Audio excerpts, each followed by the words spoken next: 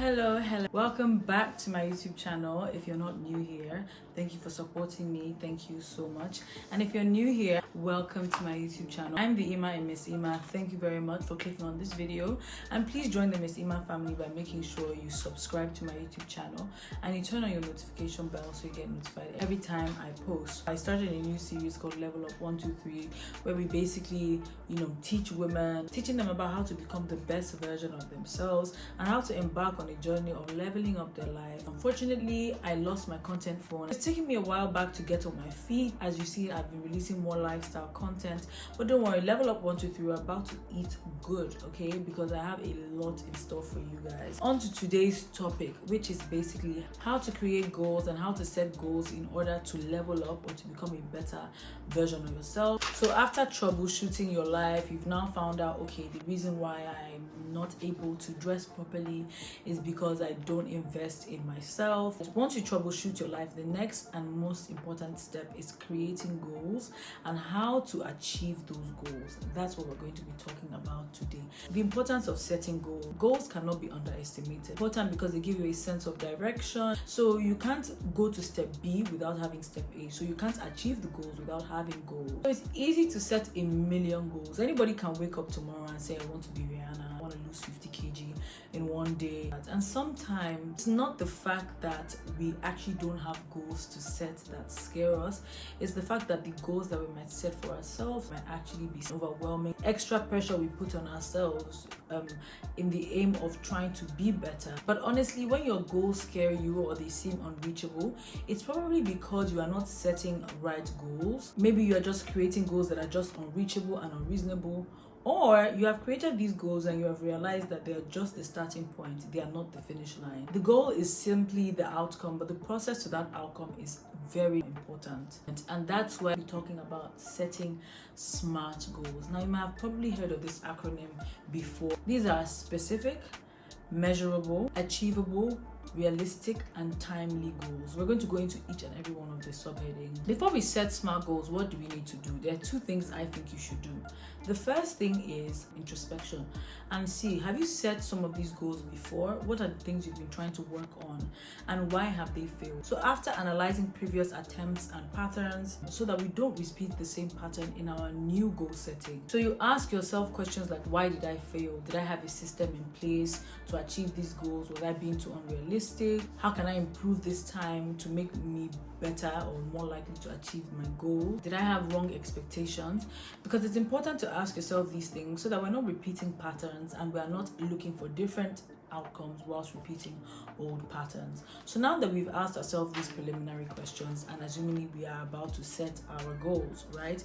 The first thing is to be specific. So you need to specify your goal and specify the process to achieve those goals. For example, you can't tell yourself, oh, I want to lose weight.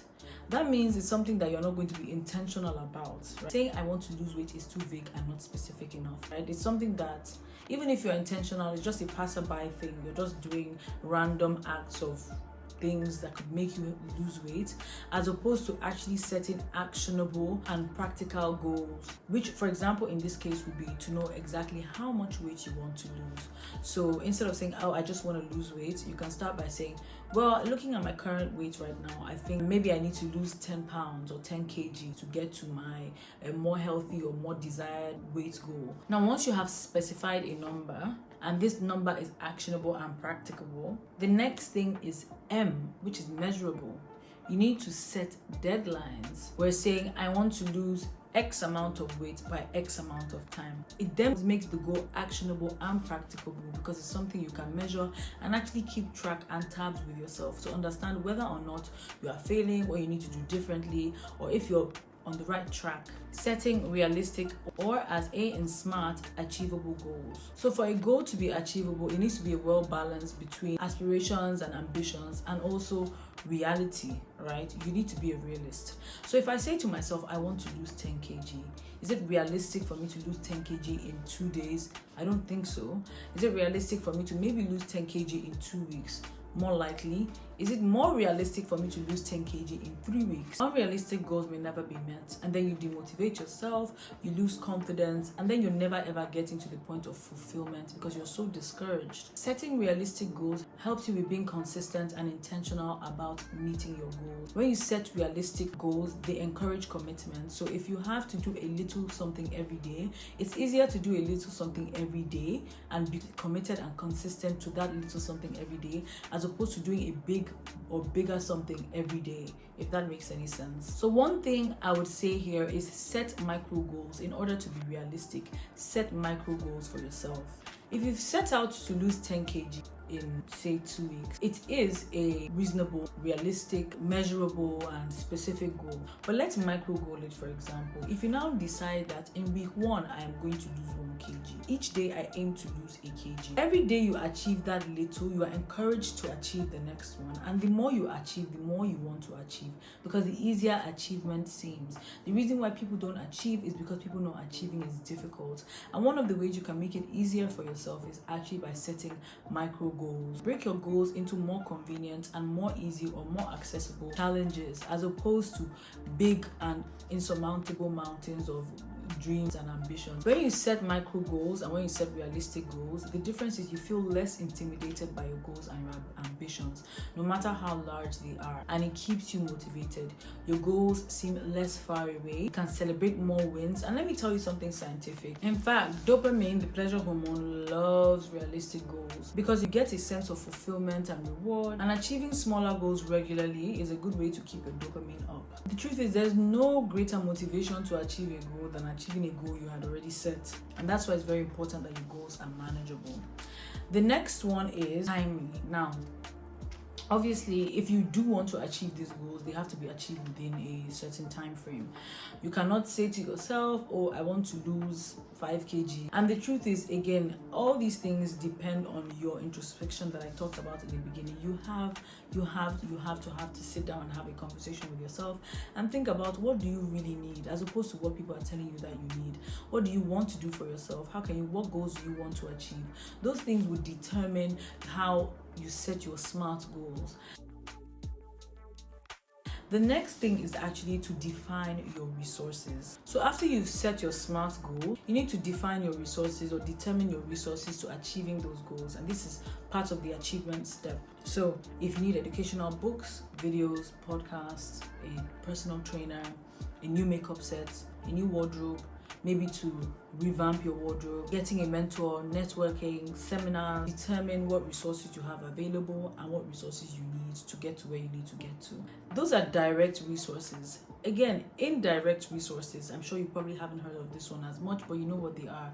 These are things that you consume on a daily indirectly that affect or impact you. What you consume unconsciously is also very important. So who you follow on Instagram, the kind of pages you're seeing, what you do with your free time. For example, I started watching more productive and helpful YouTube videos in my free time. So for example, when I shower, I like to watch my series, my Korean drama, but I just decided that instead of watching 2 episodes of Korean drama throughout my getting ready till I sleep process, maybe I'll watch one helpful or research video on something that I'm interested in or learning a skill, and then I can watch my drama till I fall asleep. Follow less gossip pages and more self-help pages. I'm not saying you shouldn't follow gossip pages. I'm not saying you shouldn't unwind sometimes, but sometimes you just need to be focused to get to where you want to get to. If you keep watching series all the time, what time are you going to use to better yourself, and what time are you going to use to educate yourself? Intentionally, you have to develop doing better as a habit.